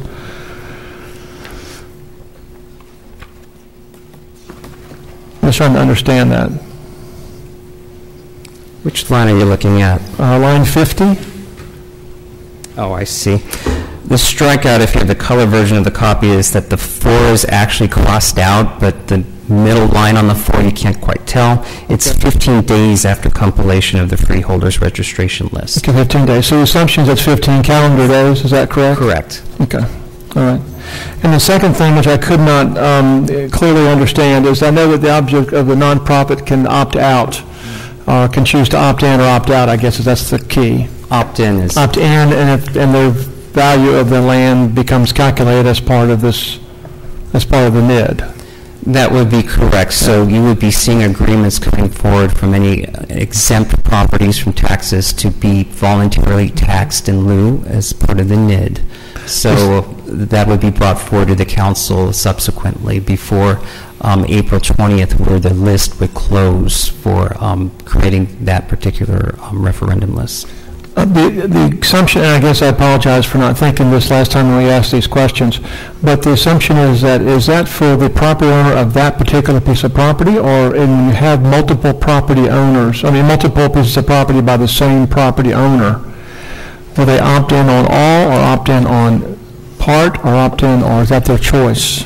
It would be their choice, so they could opt in individual pieces of property, and they could decide not to opt in everything in the district. So an individual agreement would come forward to you that you would see to see what properties actually come forward to opt into the referendum. Okay, so if they opt in, then the calculation for the value of that property now goes into the majority determination of the total amount. Correct. So what happens in the referendum, it's successful if a majority of the property ownership in value votes positively for the tax, essentially. The property owner of those that are taxed. Correct, including if you were to add in an exempt piece of property, so that would count towards the total as well. Yeah, but that's again, I guess probably the distinction is that's only of the value of that is being taxed. If I own a church in the area and choose not to be part of it, then that value doesn't go into the calculation of the total amount of the property. That would be correct, because it's not being taxed. Okay, all right, good. Thank you. Commissioner Lynham. Mayor, I just want to speak in favor of this process. I've seen quite a few come through. Is that down anyone back there? Oh, I'm sorry.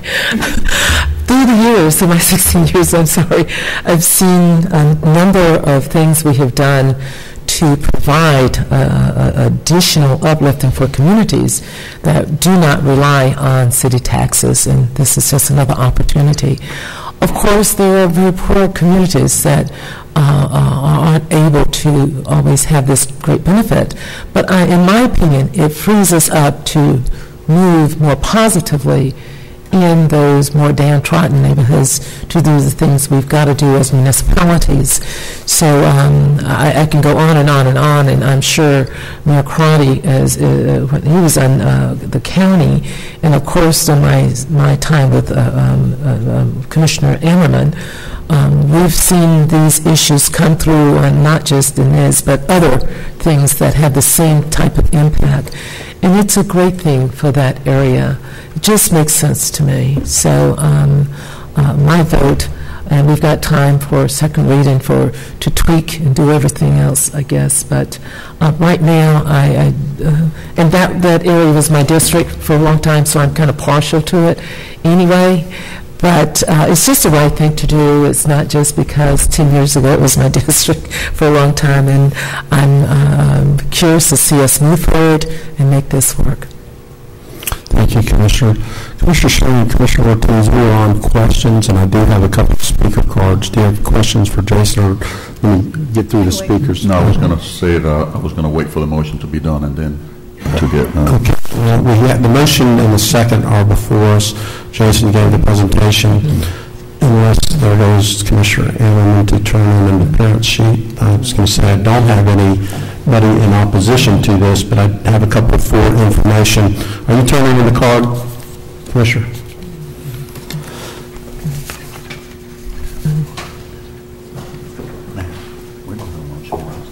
What's that? Yeah, Commissioner Sheehan did. Yeah.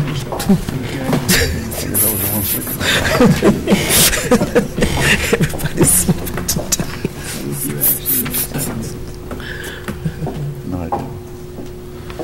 Okay, I'm going to take the opponents first and then the for information folks after that, so that if we need some cleanup. All right, so Doug and Don, you guys come in whatever order you guys want.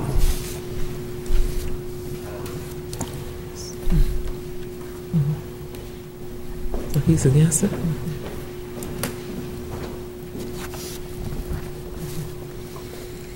it's interesting to be on this side of the dais. Don Ammerman, 1112 Sweet Bar Road, Orlando 3206. In my business, I represent a lot of the medical doctors that fall within this district, and I've listed them on my form.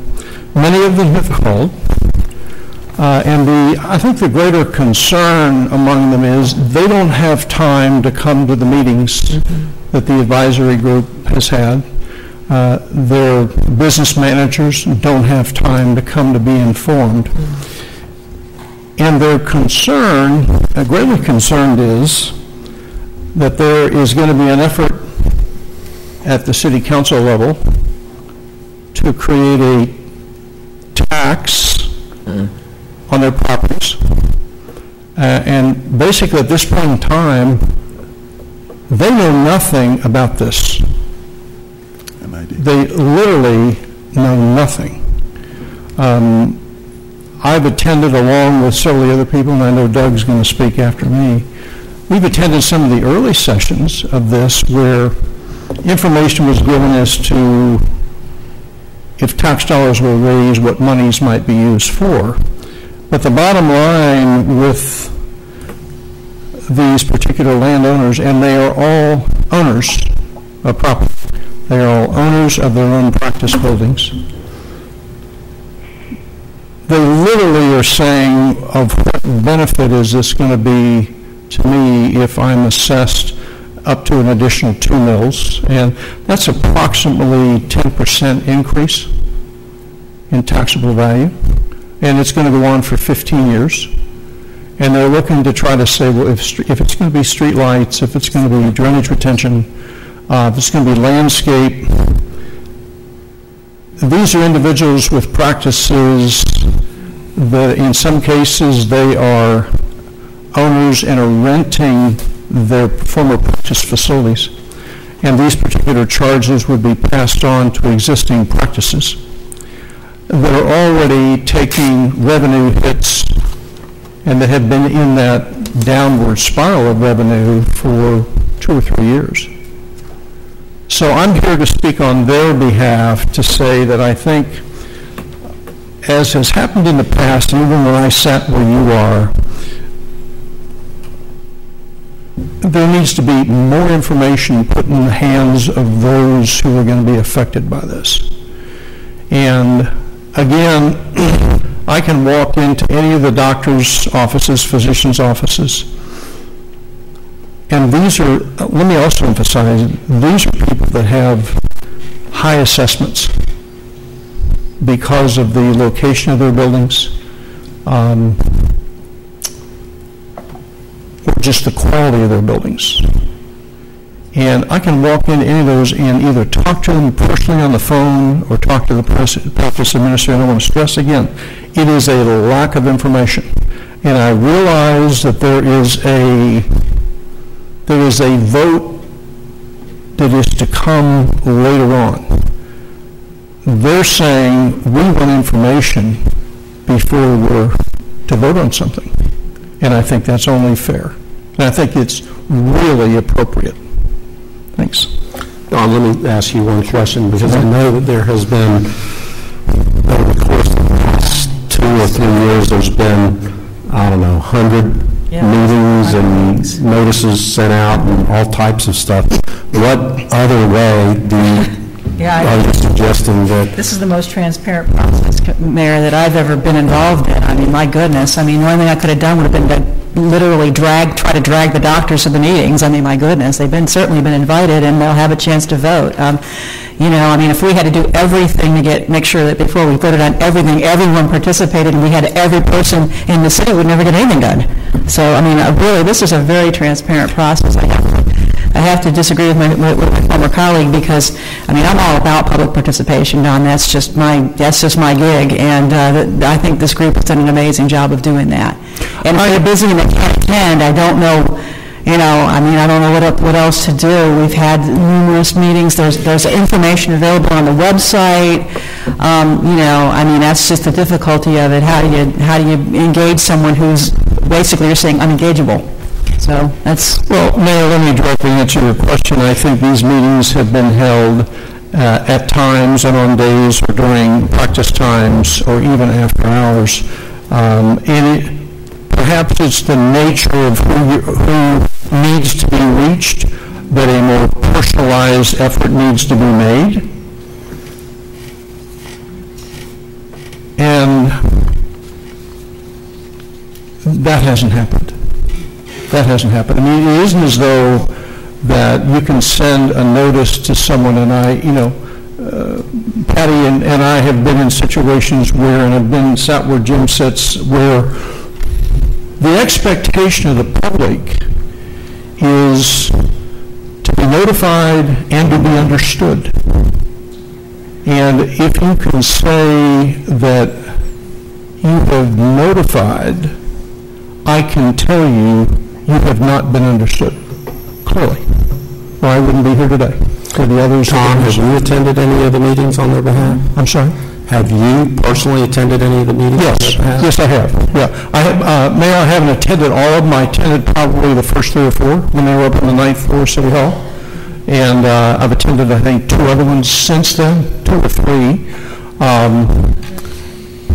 And I've been hoping, and this is not the first time that the issue of getting the word out has been spoken to this advisory group. And I don't know whether it is their responsibility to get the word out or whether it is staff's responsibility that backs them up to get the word out. All I'm telling you is the fact the word has not gotten out to the people in the medical community that surround the hospital that are going to be affected by this. And they are owners of real estate. Okay. Well, it has gotten out enough that you are here today. I'm sorry? It has gotten out enough that you are here today to voice your concern. Well, I'm not a lone voice, Mayor. No, I'm not saying you're alone. I'm saying... I understand. Okay. You know, it is one of the complexities that government has. You know, you can run legal notices and you can send letters.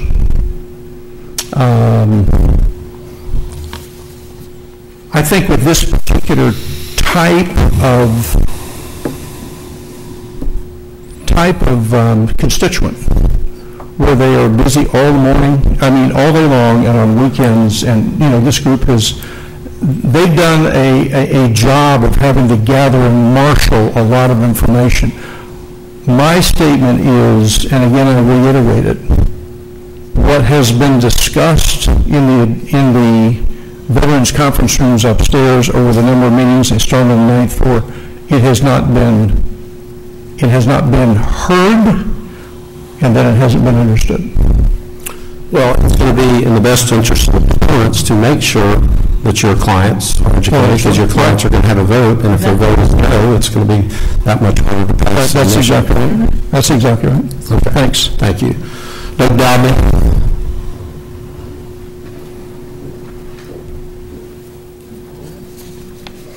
Afternoon, Mayor and Commissioners. It's an honor to be here today, and it's been a while since I've been here, too. So it's good to be back. Without trying not to duplicate what Donna said, but in basic agreement, I would say I feel like the committee has done everything pro forma as far as the way it should be done, and the legal notice law is problematic. There's always somebody who should have gotten noticed who didn't get noticed and this kind of thing. But in this particular case where we're talking about passing a tax on property owners, I believe not the committee, but I believe the city should have notified all the property owners well in advance of these meetings, because once it gets beyond this and goes to the property owners, then there's another problem. But I did attend one of the 9th floor meetings well over a year ago and left my contact information and everything, and I didn't hear anything back on any other meetings subsequently. I truly wasn't aware, and I try to stay aware of these things. I wasn't aware that it was going forward until I heard about 2 or 3 months ago that it was going forward and it was ready to get into its final stage and going to the city, and I got back involved again. a couple of the problems, the real big problem that a lot of property owners, or let me say taxpayers, because you got taxpayers who aren't top property owners in this situation, which Don alluded to, but the hospital has a super vote in this thing. And the hospital has 22%, I believe, of the value of the properties that are voting. And to complicate that, the majority that's required is a majority of the vote that is cast. My understanding is these are notoriously low turnout votes.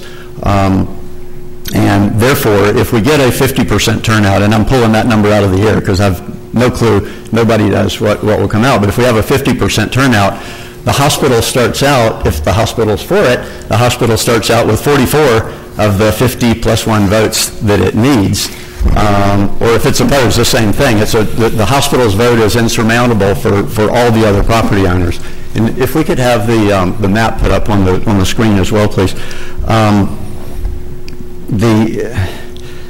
Thanks. Again, if we could go to a different voting criteria that might be one parcel, one vote, the hospital would have an advantage in that situation because it's got a lot of parcels, but it wouldn't be the overwhelming 22% advantage of the 440 parcels, I think it is, that are included.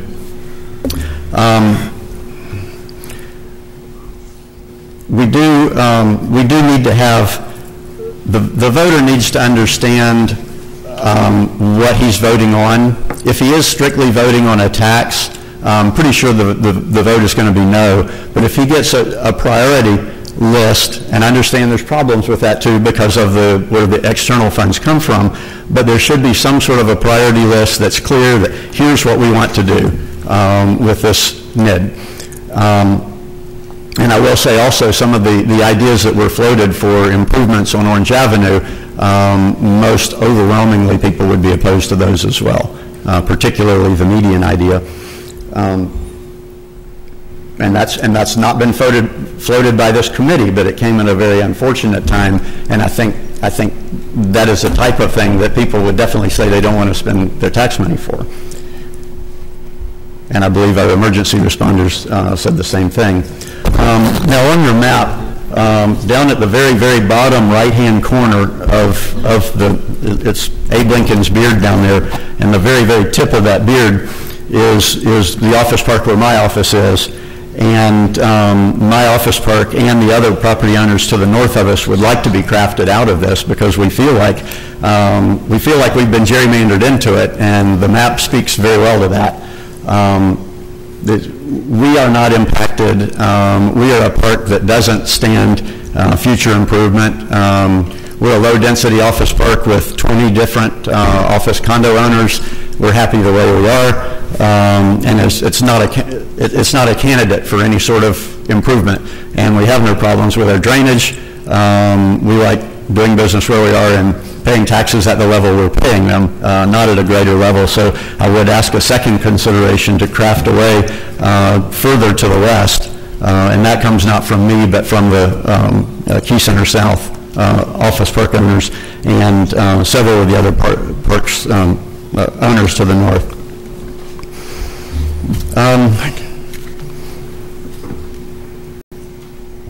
Again, we've got a lot of people, say in Soto, there's one major property owner in there, but there would be an awful lot of people who pay taxes. Look at all the strip centers. Lido's restaurant pays taxes, but it doesn't own that building.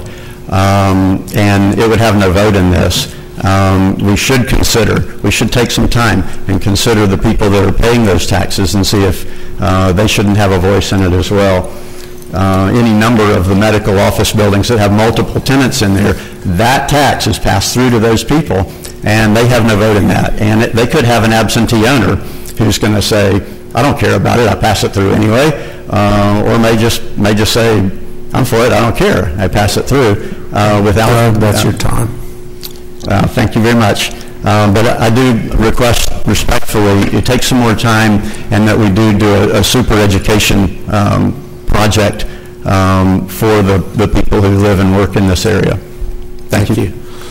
Okay, I have 4 for information, which I would also view probably to be proponents. Let's start with Mayor Crotty. Got Mayor Crotty, and then Shannon, and then Greg, Lee, and then Richard Gonzalez. If you guys want to figure out how you want to come up.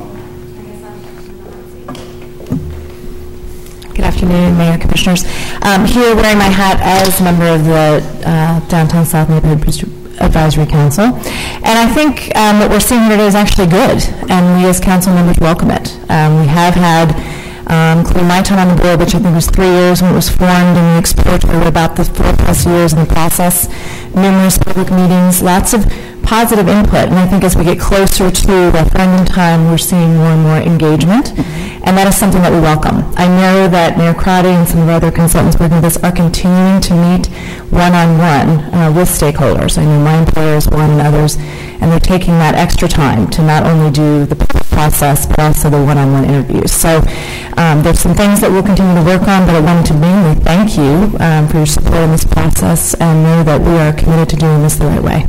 Thanks. Thank you, Shannon. Greg? Mayor Dyer, members of City Council, Greg Lee, 200 South Orange Avenue, Suite 2300, lawyer with Baker and Hostetler, and I'm here on behalf of Orlando Health. I have been involved with this process and this particular project for several years, I think dating back to 2009, 2010, when we initially started the discussion about the creation of a special taxing district inside the city. And as you all recall, we engaged with a exploratory committee process, recommendations. We came back for an adoption of an enabling ordinance to enable the city to create these districts. Then we came back with an ordinance to create this specific district. And throughout that process, we've had a myriad of public meetings. I do recognize that anytime you get close to a referendum, there is going to be I guess a heightened level of interest and awareness, and we are certainly going to take every opportunity we can to communicate and work with the Neighborhood Improvement District staff to communicate with members of the district and concerned or any concerns that may be coming forward.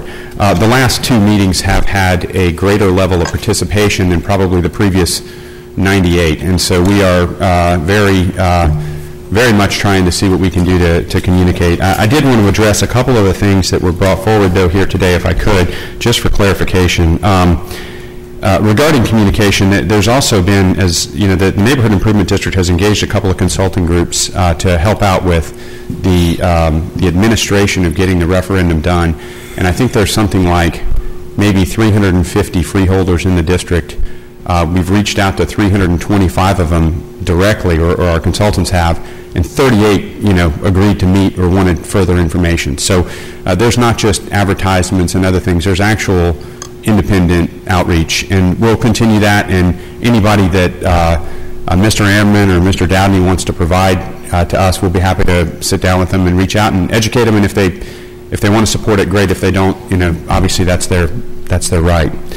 The other piece here is there was a statement that we have a super vote on behalf of the hospital. The hospital is the entity that agreed up front to fund at risk the administration of creating a district and getting all this together so that the benefits of the district would flow into the South Downtown area. We would only be able to vote on what we would agree to pay taxes on. So there would be no greater benefit given to the hospital there. As far as the one parcel, one vote, the advisory committee, in part because of the sensitivity of not wanting to have any appearance of the hospital overreaching in the district, recommended not to proceed with a special assessment election. I guess the last thing was the priority list. Ironically enough, I understand and can appreciate it's sort of a chicken and egg thing, and Mr. Dabney brought up, what would you be spending the proceeds on? Well, when we did our neighborhood improvement plan last year, and we sought community feedback at, I think it was 4 or 5 community meetings, and had Survey Monkey results from that were circulated, in part through the district, in part through the Main Street group, in part through websites and other things. We did get a list, and the list when the various constituents in the district saw the list, they said, you know what, every year we've got an advisory council that's comprised of representatives from every single constituent group here. We've got a Main Street representative, we have one hospital representative, we have an industrial owner, we have members of 2 other companies that are large property owners in the district. That diversified board should adopt an annual CIP, just like the Downtown Development Board does and other things. That would make more sense on an annual basis going to the board to recommend. And so that was actually, as a result of public feedback, that's why we pulled the specific list and put that process into the neighborhood improvement plan. So I know that's probably a lot more detail than I originally intended to say, but I do appreciate your consideration of this. This is a step in the process. As I said, it's about 60 days until a referendum would happen. On behalf of the hospital, we'd be willing to do whatever we can to communicate, and we think this would be a great thing for the city and a great way to capture some resources for this district and improve it. Thank you, Greg. Thank you. Mayor Crotty, did you want to follow up?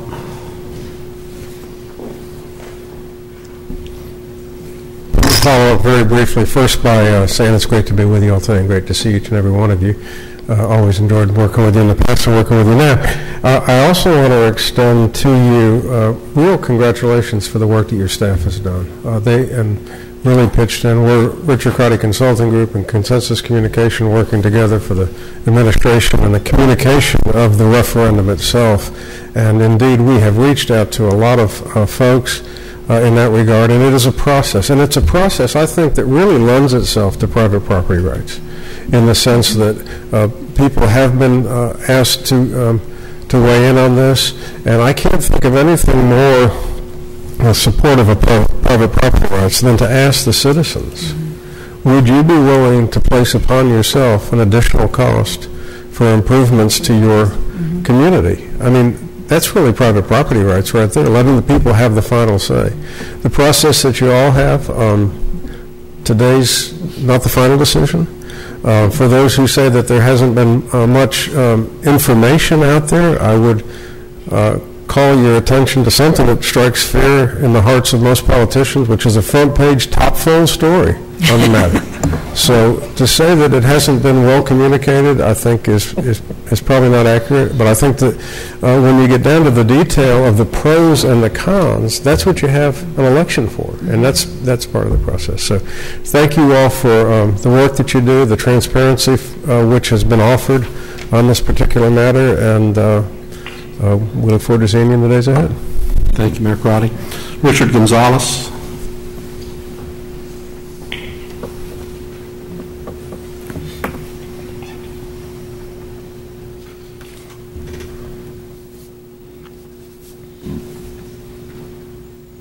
Thank you, Mayor. I wasn't planning to speak. I would ask permission to meet with some of your staff and look at the plans more in detail, especially Jason back here. We've worked very successfully with him recently on the Orange Avenue DOT project and jointly came up with something that was acceptable to the city and to our ownership group of our partnerships. That's about it. I would like to say that over 25 years, as you watch televisions and listen to these economic forums, you hear about the invisible hand of capitalism. Well, our company is that hand of capitalism that takes its own funds and is invested substantially in projects in that area, and we wish to continue to do that. And we wish to work with a city that has some competent administrators and technicians, as you do, and see where it all goes.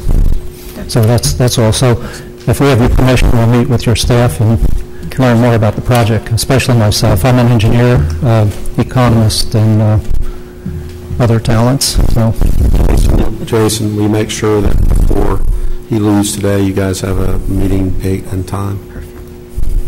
Thank you. Thanks. Okay, I don't have any other further request cards, so we're back on Commissioner comments or discussions. Commissioner Sheehan. Commissioner Ortiz, did you have a... Commissioner Ortiz. Yes, he was first. That's very kind of you.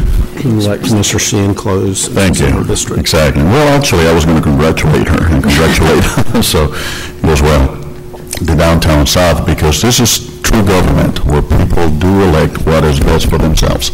And I like the idea where everybody's going to have a chance to have a say. So I am a little intrigued by the fact that former Commissioner Don Ammerman is telling us that some of his clients have not been notified, and I would like to see how we can make it where we get to talk to them, because I think it's very important that everybody gets a hold on that. Maybe it's just lack of, I don't know, communication or something. But I'm really looking forward to this process. I'm really looking forward to this referendum.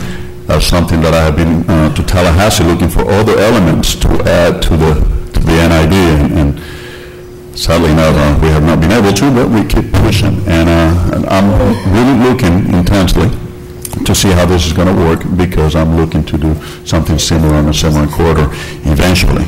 But the best part of this is, if you want to say, taxation with representation, if you will. It's not anybody imposing taxes, it's the people deciding for themselves what's best for themselves. If they don't want it, well, it was a great process either way. And I'm really looking forward to it. Whichever way it comes out, we will definitely accept it.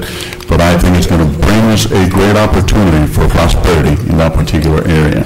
I think it's going to, a lot of things have been happening in the past few years in that area. And once again, congratulations, Commissioner Sheehan. You have been leading a great effort over there. And the staff around here, which I always commend because they do a great job. And our community, our constituents always been very involved. But I'm really looking forward to see what happens here, because I think a lot of other projects are going to emerge from this process. So that's all I have, Mayor. Thank you. Thank you, Commissioner. Commissioner Sheehan. Well, thank you, Mayor. And I'd just like to say that Orlando Health agreed to participate voluntarily. They did not have to. They, have been very gracious, I think, with their participation. And a lot of the interest, I think, in this is because the opportunities for redevelopment around the transit-oriented design, and the fact that we're not going to have a lot of revenue pouring in because of tax cuts and different things like that we might need to put infrastructure in to support new transit-oriented design, specifically since this is an industrial area for the most part that doesn't have enough infrastructure to support redevelopment. So, even the amount of money it's going to bring in, if it's voted in, is de minimis, but it actually allows us to leverage together grants to be able to do this. So I think it's, the best bang for their buck, so to speak. It's unfortunate that some of the folks don't understand. I hope that we can work together to educate them and involve them. The difficulty again is nothing passes unanimously. You always have to go with a percentage and majority rules and things like that. But if we can find out a way to engage them, I would welcome that, Commissioner, because the bottom line is I'm all about transparency, public involvement, and I think we've had a lot of meetings. And however you feel best is the way to engage them, we'll make that happen, because I'm all about transparency and public involvement. I'd like to thank Jason Burton, because this has been he's been involved in this for a long time, but Kyle Shepard recently got ill and he had to take this yoke up by himself. So Jason, great job. Yeah, absolutely, because, you had to really kind of take this on yourself, and I know, you've been kind of stressed out and having to step up to the plate and do a lot of this on your own. So thank you very much for all your hard work. And again, this is public participation and business participation. It's the best. They're going to get to vote on whether they want this.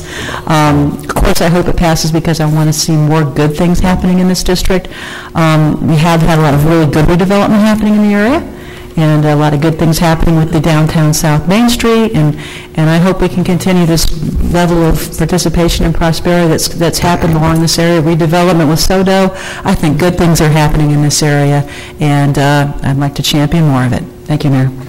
Thank you, Commissioner. Further comment? Hearing none, all in favor of the motion indicate so by saying aye. Aye. Those opposed, motion carries. Ordinance's first read, number 1, Madam Clerk. An ordinance of the City of Orlando, Florida, vacating, closing, and abandoning Guava Street, generally located between McCray Avenue and Sanitarium Avenue, providing for severability, correction of scrivener's errors, and an effective date. Mayor, if you allow me, I'd like to take the opportunity to make this motion to this most honorable group under the ordinance number 2014-8, abandoning remaining portion of Guava Street, and make that motion in the most honorable way that I can in front of this body. So if you allow me to do that, I'd like to make that motion, sir. I'll second that and congratulate my colleague for waking up. Motion and a second by Commissioner Sheehan. Is there anyone from the public that would like to comment on this? No. No one there. Motion?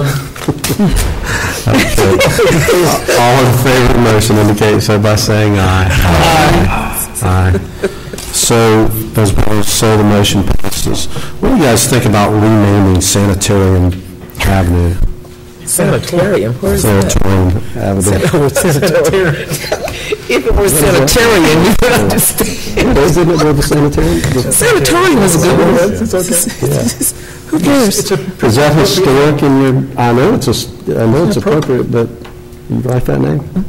Is that a mental institution? I think the nut house should be in District 3. Florida Hospital, once upon a time, was the... I know it had a big mental health unit there. I thought that's what it was too. So that's where that road comes from. Yes, sir. Let me tell you, I worked there. I took a lot of crazy people there. It might be an opportunity to... I've got a few ideas to change the name. Something like that. One of my long-term goals is to have something named after my father, so if you would like to do that, I'll be glad to entertain that motion. Okay, that concludes the official business of the Orlando City Council for today. Yes, sir. Thank you.